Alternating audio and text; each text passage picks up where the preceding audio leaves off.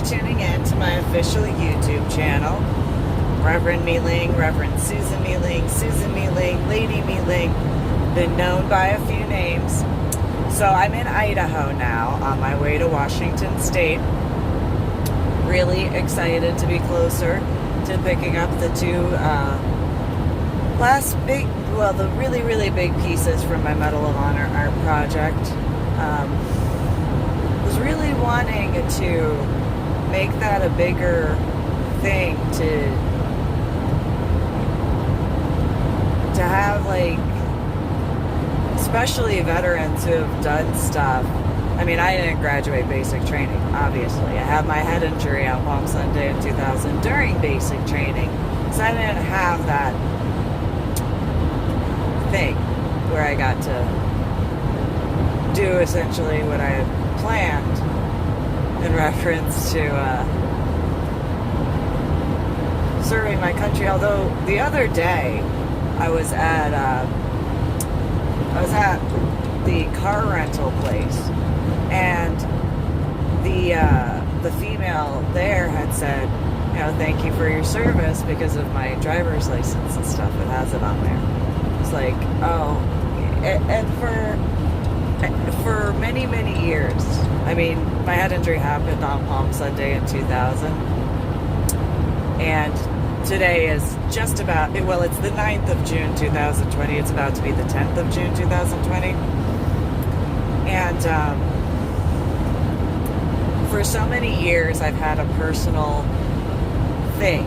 It's just a personal issue where I have no problem saying thank you for your service to, you know, guys who did stuff, you know, and,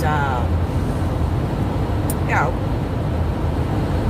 I didn't graduate basic, you know, and I was 17 when I joined, so, you know, I had my whole career planned. It was one of those, I'm gonna be the first female command, and I'm gonna do this and I'm gonna do that, and especially when it came to my nightmare that later, you know, went into dream aspect.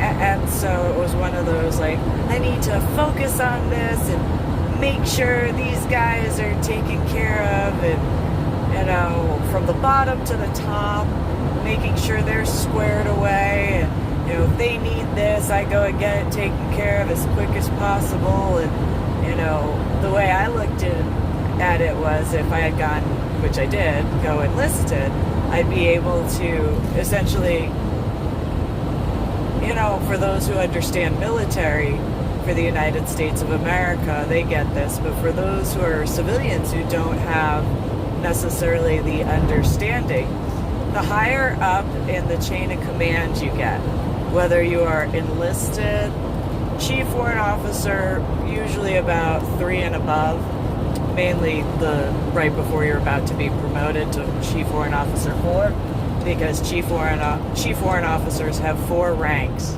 and then the 5th one is the chief warrant officer of whichever branch of the United States of America's armed forces, since I was in the Army, it'd be of the Army.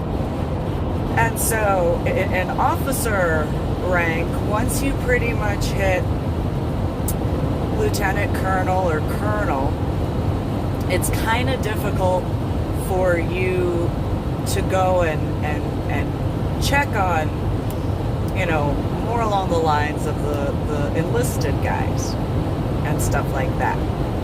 Enlisted, though, you could pretty much get to about an E8, and you could still check, but once you get to like E9 and then command sergeant major of whichever branch, you have difficulties. However, in enlisted, it is much easier for you to get away from your not necessarily your security detail, but, you know, kinda, not the exact same, but kinda, and you get to be able to check on the guys that, you know, wouldn't know that you're, whatever higher rank, and you're able to make sure they're, that they got what they need, and you don't necessarily have to worry so much in certain regards, because like officers, there's a whole bunch of protocols, and not that there aren't protocols with enlisted, there are. It's just because enlisted is the lowest level of that 3-tier aspect, but there are more enlisted than there are officers. And then you have to be careful with the fraternization aspect. It's making sure every level. And enlisted, in comparison to certain officer ranks and chief warrant officer ranks, you have an availability to not necessarily do certain things, but you can at least check on certain veterans to make sure that their stuff is squared away in comparison.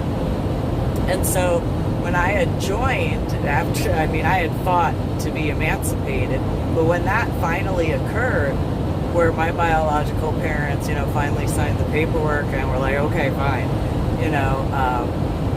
it was one of those like, okay, I've been getting prepared for this whole time, and now, I'm about to actually go forward with it, and certain aspects of that nightmare are calming down, so that way it's getting closer to the dream aspect.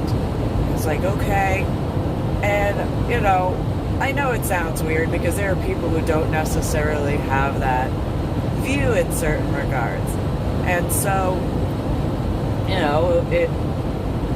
it was what I needed to do.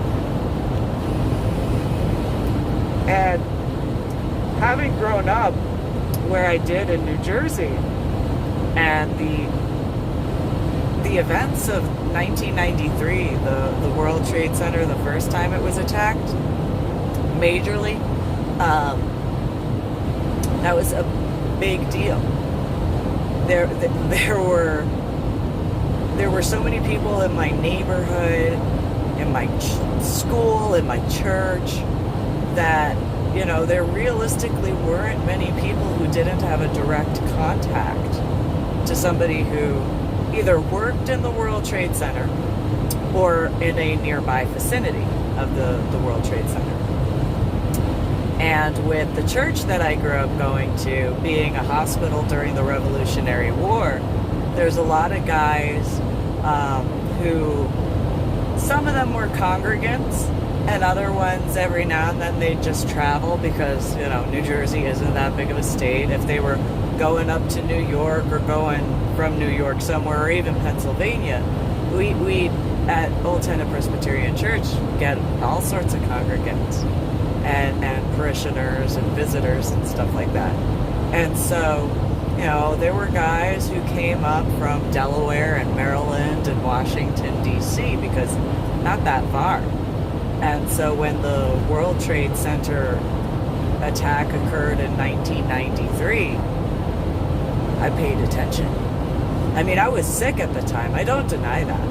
I had mono, Epstein-Barr bronchitis, Lyme's disease, and the flu all at the same time. And it was towards the end where I was able to be homeschooled for a little while, so that way I didn't fall behind in my homework and stuff.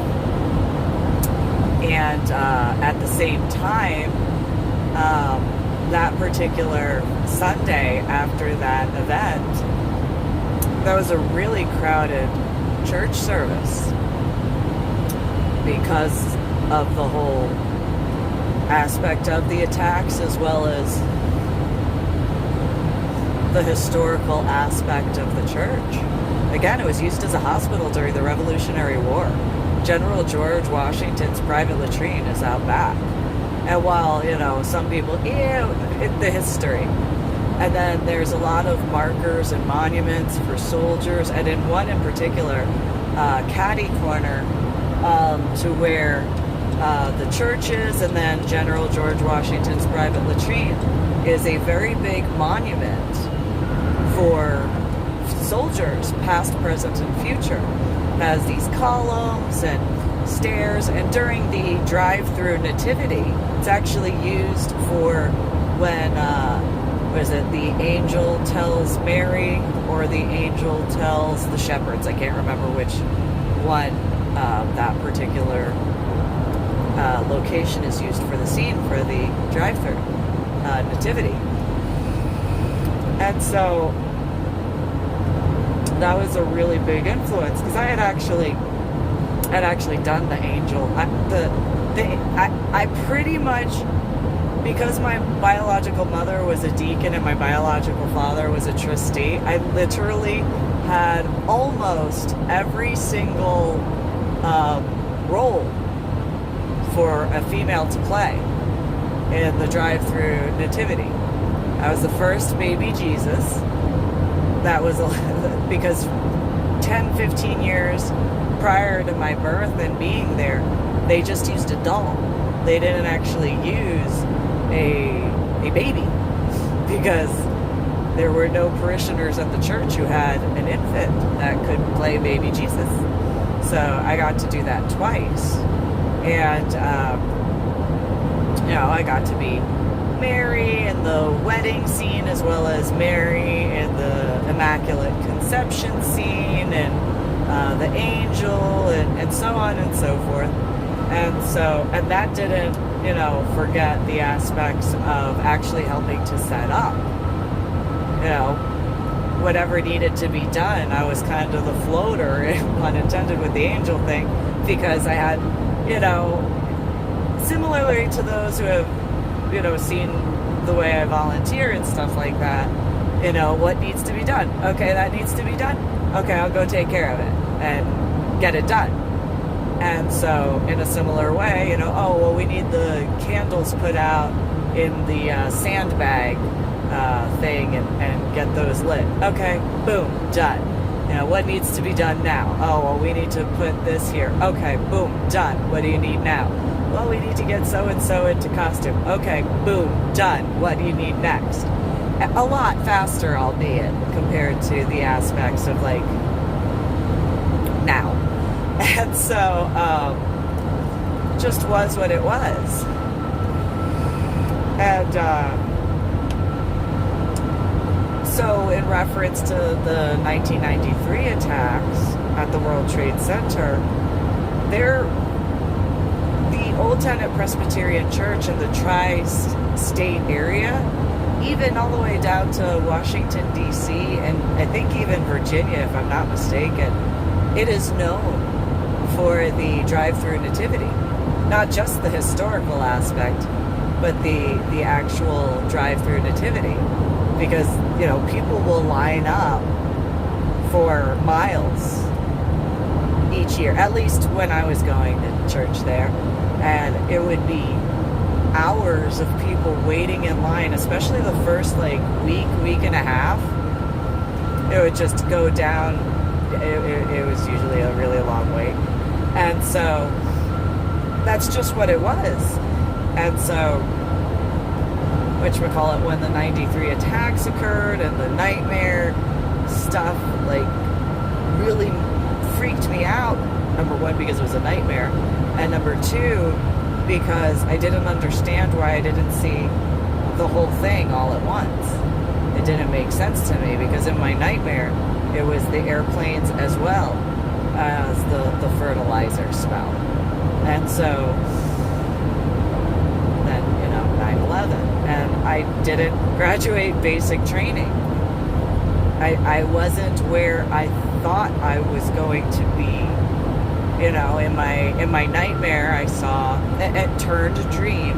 I saw me getting stuff taken care of for military guys, so that way they could do what they needed to do.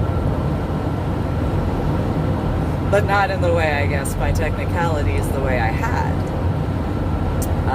And so, the female at the rental car place, said thank you for your service. And it was one of the first times I kind of froze a bit.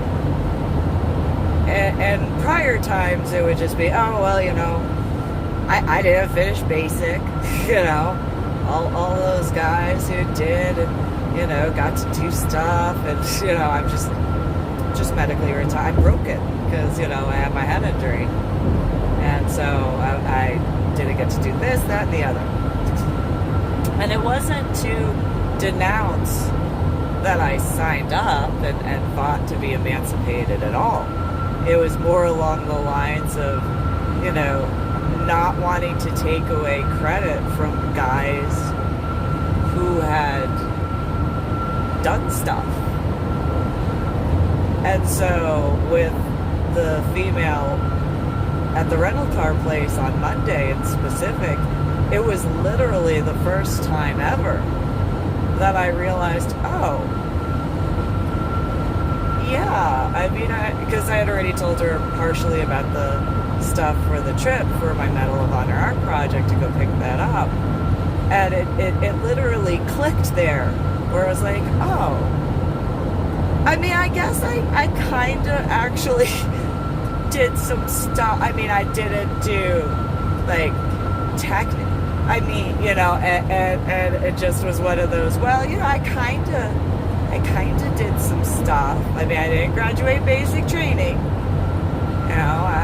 however, I kind of, I guess I kind of did something,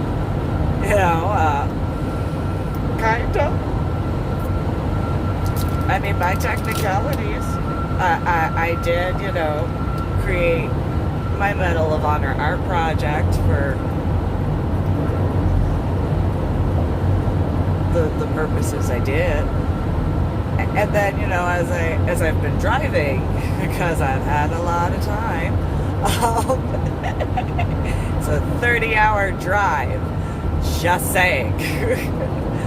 And so, but in the various aspects, was one of those, well, I guess maybe actually I did kind of do some stuff.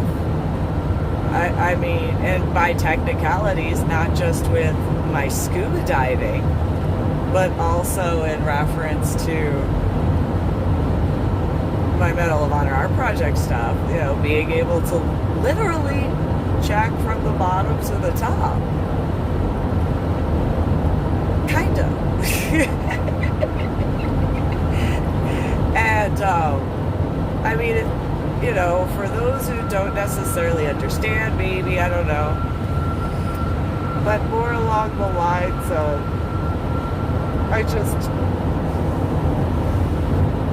I never wanted to detract from what the guys who actually, did stuff had done, And so that's part of the reason why when it comes to my Medal of Honor art project, you actually can't find my signature. You have to actually get really, really close to look for it, because of the way I did it. It's not the typical artist signature where, you can read it or at least see it from afar. It's very, very tiny. It's fairy sized. And so, and then I know it looks different when you put the light behind. It comes through in a different way. And that's a little additional thing and stuff like that. And I kind of thought that'd be really cool for, guys who, whether they've been into art before or whether they just, were never into art and just, well, this is definitely a different art project sort of thing, like more like that sort of gurar type stuff.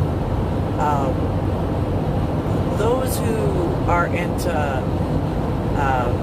art connoisseurs, where, they'll spend hours just staring at one piece of artwork and just each inch just trying to view, even the brush strokes and stuff like that, which way did the brush move, how did it curve, so on and so forth, for guys who, whether, again, whichever way, but whatever they did, as far as a job, guys who have, like special forces background, if they were to look at it, it gets their eyes to remain keen, and stuff like that when looking. And for those who, whether they did combat arms or they did, medical stuff, or they did, paperwork, whatever it is, it's a similar thing where it keeps their eyes keen and they're able to see certain details more finely and acutely. And so it assists with that regard. At least that's what I was hoping for. So that way they could, see something different. But in a way that would get them to kind of find, a little bit of peace in the way that art connoisseurs do in various ways when they're in that sort of location where they could just, that particular piece and da-da-da-da-da. And so, bringing that sort of stuff together. I know that probably comes across really weird. And I'm not saying there aren't guys in the various military branches of the United States of America's armed forces that aren't into art. I'm not saying that at all. I'm just saying, the aspects of, the more finite details, and with so many individuals being more like, a red canvas is considered art. And I could see a bunch of military guys having a similar response where it's like, it is a red canvas. It is red. There's like a bowl of fruit. Well, I could put a bowl of fruit on the table. Is that art? I'd be in that sarcastic view and stuff like that. And so it just thought it would be interesting. But also as far as like, again, the project to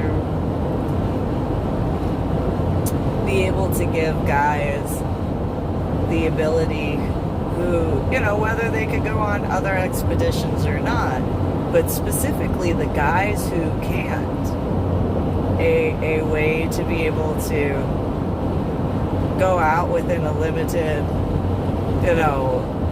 of what they can handle, and then the quiet that comes from that, and guys who, have whatever the varying medical conditions are after whatever it is that happens, they don't have to, they don't have the loudness, they don't have to worry about the same type of safety precautions as other stuff, like, they understand, in that regard, and so, and then they're out in nature, which keeps them active still in certain regards, and gets them out of their hole, because there are a lot of guys who just kind of, once they get back, they just, it's too loud, it's too much, it's overstimulation with various things. And it's not necessarily the same thing as the headaches and migraines that I deal with, but it's one of those, like, with construction and how quick cities change and stuff like that, even in just a few months. Guys who have been overseas for several tours to come back, and certain things are going on that, and there's new communities, and not saying anything bad, it's just it's a shock to them. And so it sounds weird. At least in my thoughts when like trying to explain it, it sounds weird. And so I kind of, actually thought, well, maybe my technicalities actually did do something. Maybe, huh? Because it's been 20 years. I didn't really. It wasn't that I didn't think about the aspects of when 9/11 occurred and what I did there, as far as going to speak with the Air Force tech sergeant as something. I mean, I did. But again, it also wasn't what I had thought it was going to be. And so I didn't view it in the same way. Not anything negative about it, just one of those, it's, you know, I'm not on the front lines. You know, I'm not, you know, doing this, that, the other. You know, I'm not wearing the camo and doing that stuff. And, you know, that aspect. And,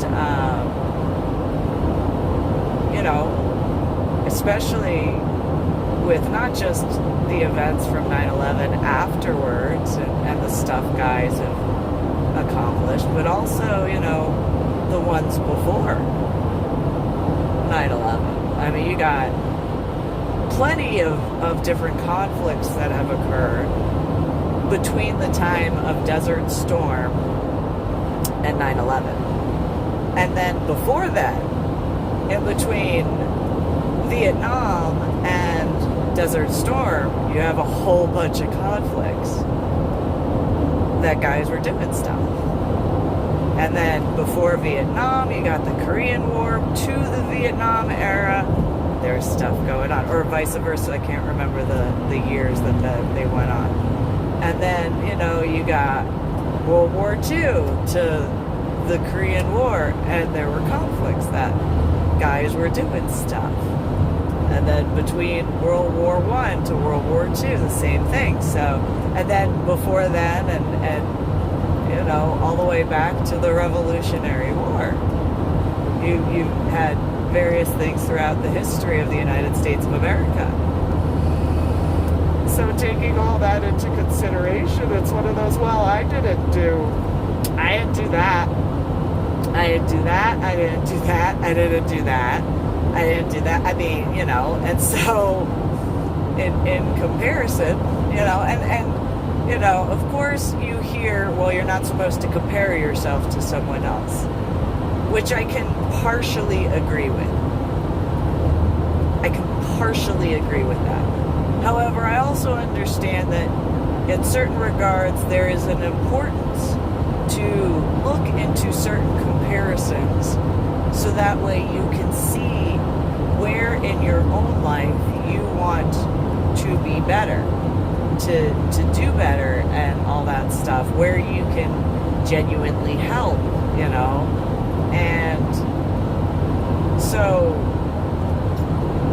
in the various aspects, and because of the way the human mind is, you have the ability to read something or see something, and it may not have anything specifically to do with what you're thinking about, but it gives you a different perspective, a different angle to look at, to progress forward and better, not just yourself, but humanity and life and that sort of stuff.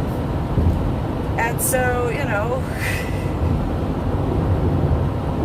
because I am the way I am and how I've been, you know, well, I didn't do that. Those guys did that. I didn't do that. Those guys did that.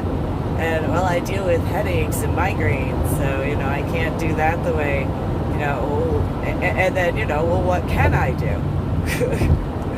What can I do that, you know, within what I can handle because of the pain levels, the memory deficits and the cognitive disorders, the math, yeah, that aspect. And so, but I've always been very spiritual. That's something that I before my head injury on Palm Sunday in 2000 and after my head injury on Palm Sunday in 2000, and waking up from that coma with the subarachnoid hemorrhage in the frontal lobe of my brain, that did not go away. I had been extremely spiritual beforehand. And not just because my biological mother was a deacon and my biological father was a trustee of the Presbyterian church I grew up going to. That was only part of it. It just was something that was natural to me as a child. And so, and then even certain regards of like swimming in the ocean. And how quickly I got bored in a lake when having to do a swimming test each time. And, oh, can you tread water for 3 minutes? I mean, I only swim out in the ocean to the buoys and back. But okay, yeah, I'll tread water for 3 minutes, 5 minutes, whatever, depending on, because, usually the camp counselors would start speaking with one another, and then it went from like, there are people who know what I'm talking about. And so it's just one of those, what can I do to make this actually interesting for myself so that way I'm not so bored just dog paddling, because I'm weird like that. Even before my head injury, that just made it. Anyway, so in regards to picking up the rental car and the female saying, thank you for your service, like, since then, with everything else on top of everything else that I've discussed, and then the other thoughts, because my thoughts go the way they do, I've been kind of mulling that over. It's like, well, I mean, I guess technically I kind of did some stuff. I guess. And maybe that was helpful. I mean, I hope it was. In a good way. While trying, not to throw that much of a temper tantrum. I can only do so much. But yeah, just one of those, well, I guess, I could say I kind of did some stuff. I mean, I didn't go and, overseas and do stuff, but, got some other stuff taken care of, and of course, those who have specifically been in the military, whichever branch for the United States of America's Armed Forces, they know that it's each department that has its own stuff that it assists in what they do. And, while not everyone is special forces or so on and so forth, it doesn't take away from any of the other areas, just because, one guy's willing to, jump out of an airplane at a high altitude, low opening, into whichever territory to, scuba dive because of the location being dropped into, and then low crawling out to get to the enemy to handle situations, and then, under the cover of darkness go and do stuff. Doesn't take away from the guys who, have to do the paperwork, because that's just where they excel. And, organize that stuff and make sure that orders are squared away, and files are properly maintained, and, it doesn't take away from either side. There's obviously aspects which certain people are better equipped than others, and again, not taking away from one or the other, just pointing out where the credit is due in those various ways. And so, just one of those, I guess I did some stuff, I guess, by technicalities, just the irony is I didn't do it while active duty. And I had actually signed up for 8 years for my first contract. Most people sign up for 1 year, 3 years, 4 years. And when I went to the MEP station, I was like, I want the longest contract. And the guy was like, what? It's like, yeah, no. I'm determined that this is going to be my career, and I'm going to do this, and da-da-da-da. And the guy at the MEP station was just like, I don't know if we even do anything past 4 years. I'm like, I know there is a 6-year option, and I know there is an 8-year option. And the guy was like, are you sure? Yes, I know it. I'm gonna do what I'm gonna do. You don't know. And I didn't do it like that, but in my thoughts, it's like, I've done my research. I'm not some typical 17-year-old female coming into the MEP station. I did my research. Although I just realized now most 17-year-old females in 2000 probably were not going into a MEP station after being emancipated to join any of the branches. Though specifically the Army branch. Just kind of realized that. It's only 2020. That was back in 2000. What's a couple of days, right? Right? How many days is that? I don't know. I can't count that high. Nonetheless, so I've been thinking about that among all sorts of other stuff beyond, the YouTube official videos that I've been doing. So, I guess my technicalities.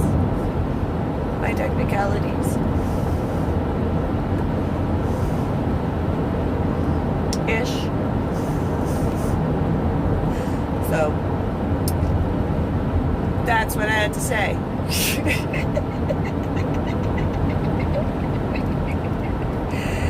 I know, I'm weird. That's fine. I know I'm not the only person who has oddities. So, you guys have a...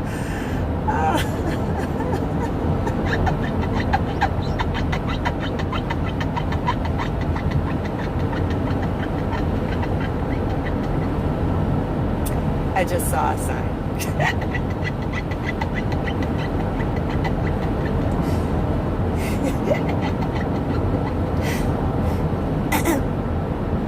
So, you guys have a good one, and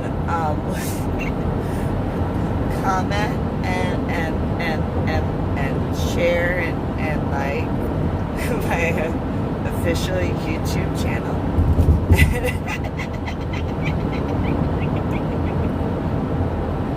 You guys have a good one.